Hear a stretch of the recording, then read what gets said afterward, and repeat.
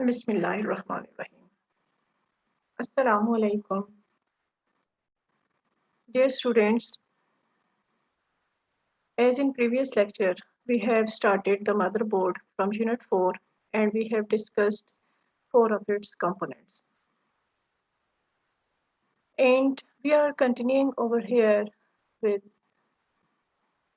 the same topic and with some revision about the fourth component, and then we will go with the next and rest of the components on the motherboard. Here it is the ribbon cable.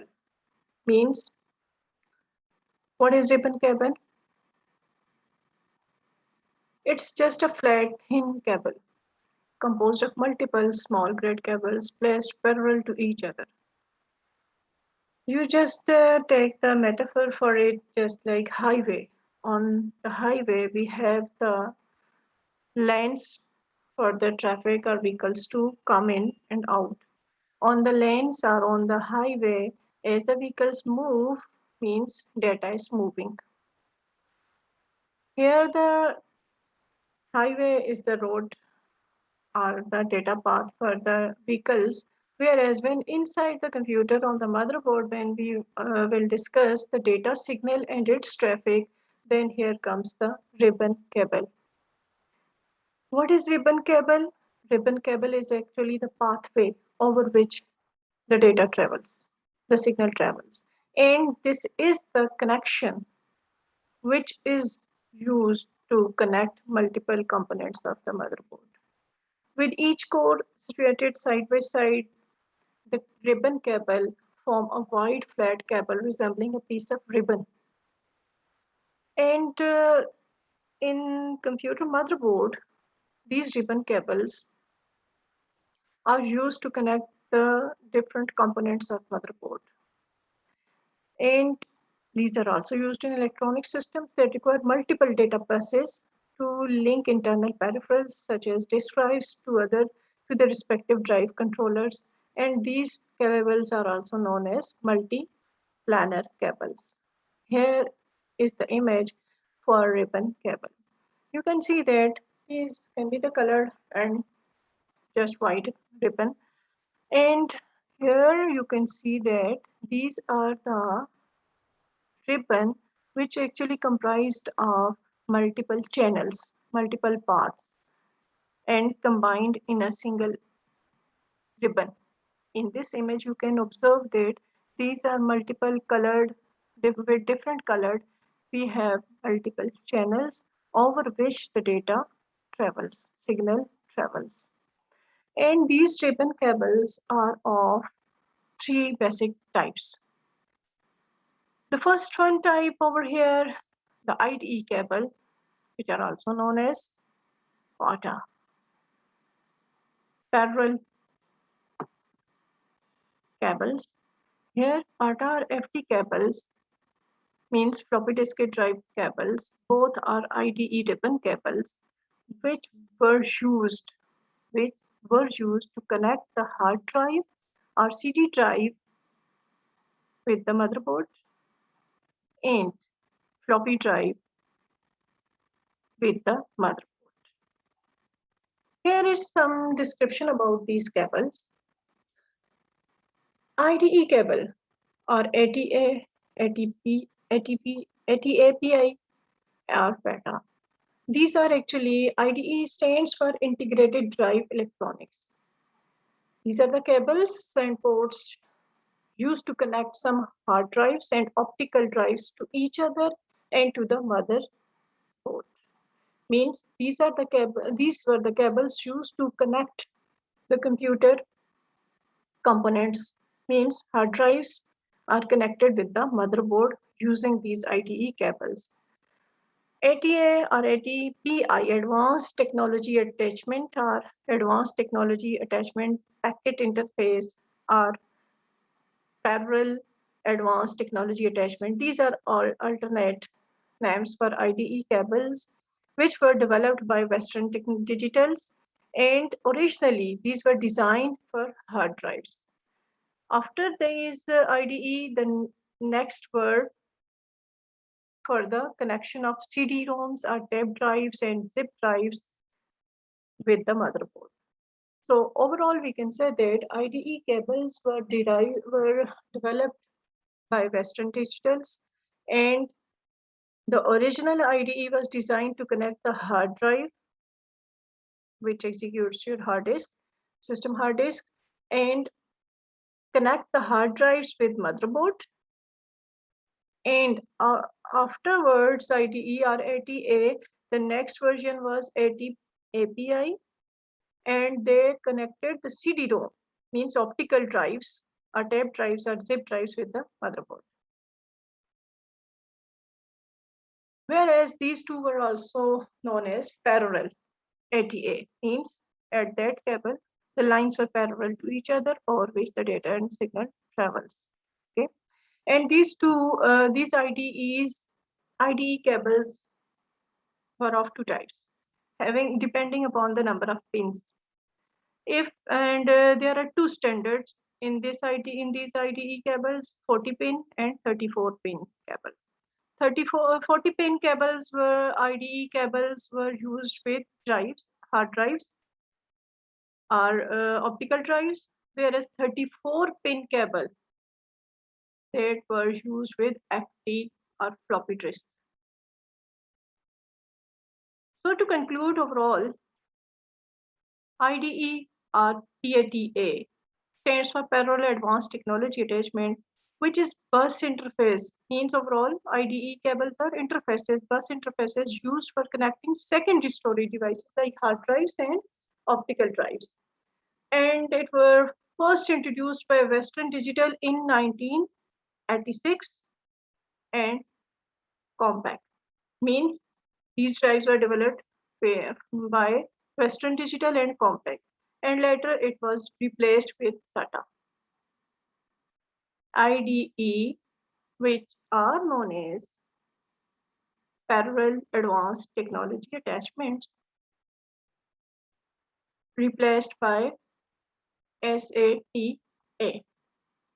What does this SATA stands for?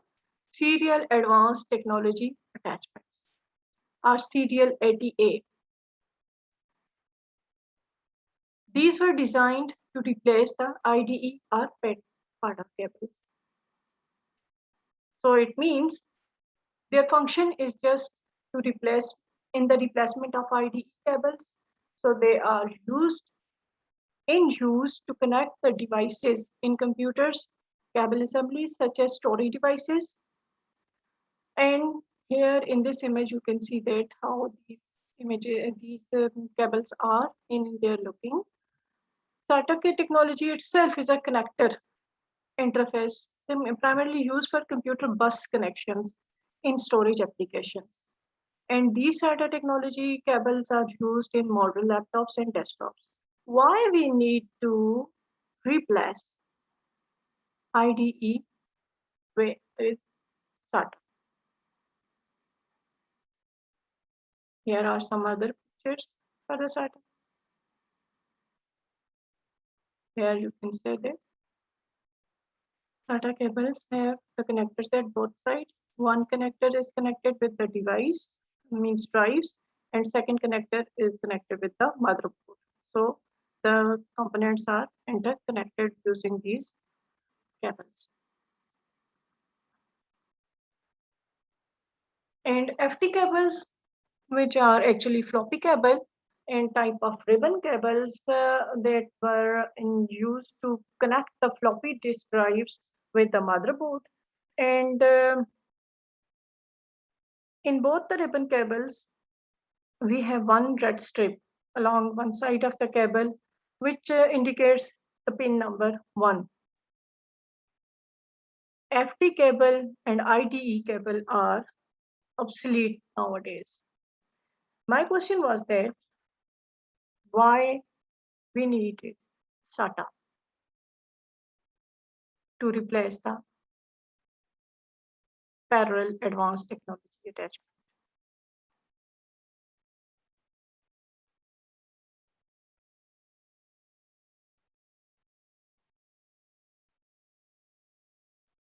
The answer is very much simple. just because difference of speed.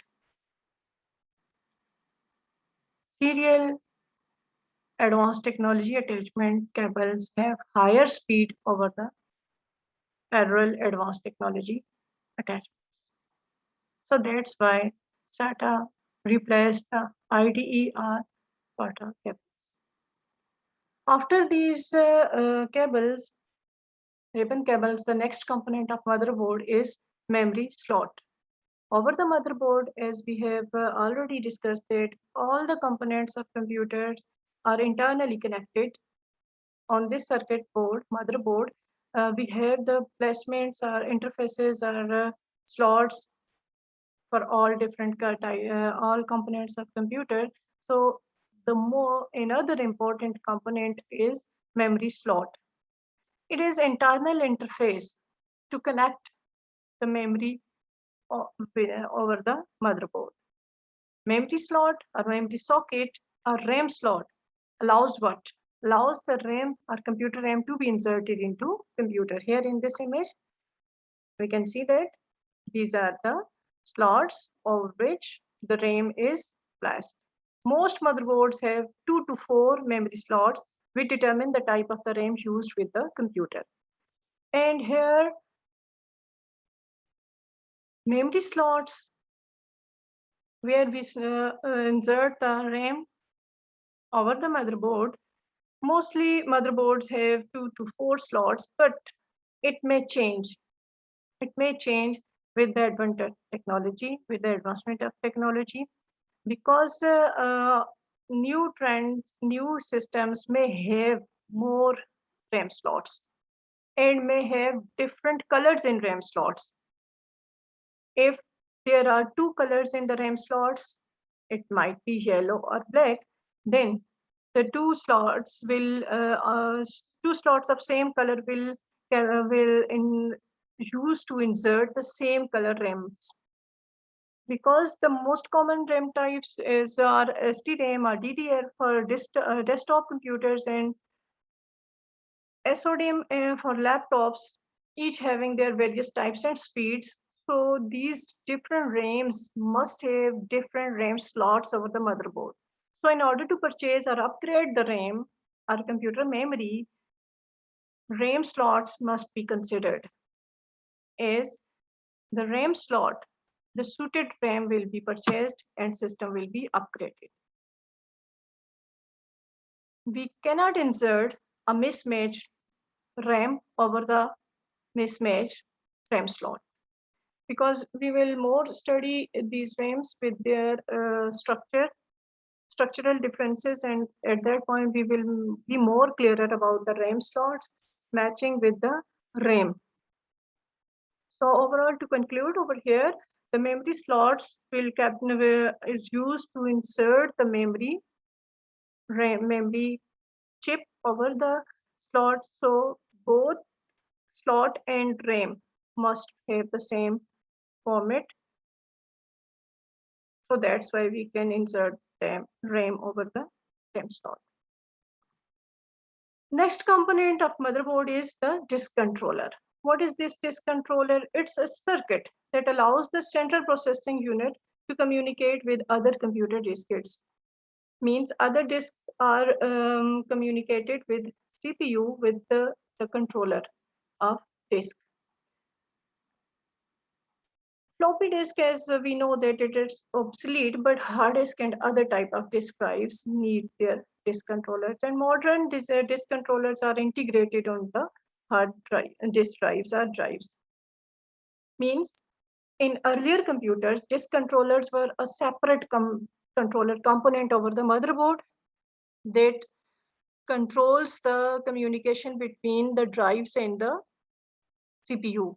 But now new systems, modern disk controllers are integrated in the disk drive. These are not separate components now, but they are integrated over the disk drive. Every disk have their own disk controller. Then comes the cooling system. Cooling system, as overall we know that computer is an electronic machine. So when it is in working condition, obviously it will generate the heat. So computer cooling is required to remove the vast heat produced by computer components. To keep the components within permissible operating temperature limit. If the temperature exceeds, what happens? System may collapse. The system may leave the normal functioning. And modern systems are designed in a way that if the system heating goes beyond the limit, then the system will just simply shut down.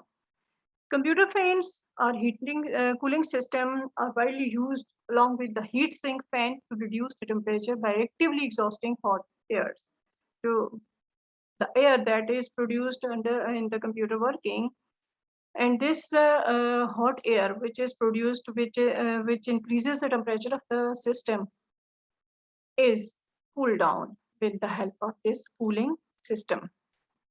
The next component of motherboard is computer bus.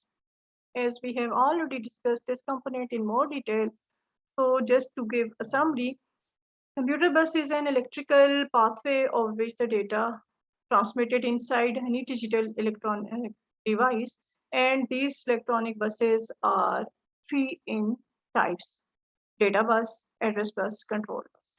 By their name, their function is very much clear. Data bus travels the data from component to component. Address bus travels the address of the data, at which address the data is present to be fetched, or at which address data or information is going to be written. And control bus overall travels the signals of our operations. So to sum up, motherboard is the main important component of a computer system over which all the internal components of computer are integrated. In this motherboard, we have multiple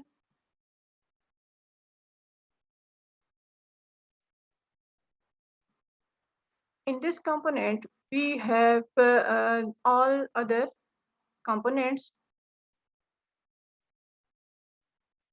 which are attached.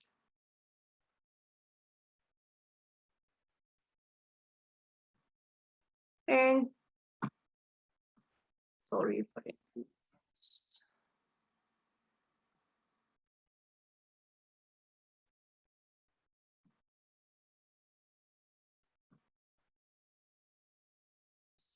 So in this topic, we have covered how many components? We have covered 8 components, and these components were cooling system, disk controller, memory slots, ribbon cables, and their types. And before them, we have discussed about the buses, expansion slots, ports, and BIOS. So in next class, we will discuss in more detail about ports and slots of the motherboard. Hopefully, you all are clear about the topic that we have completed today, but still, if you have any question, you people can ask your question. I am waiting for your questions. Thank you.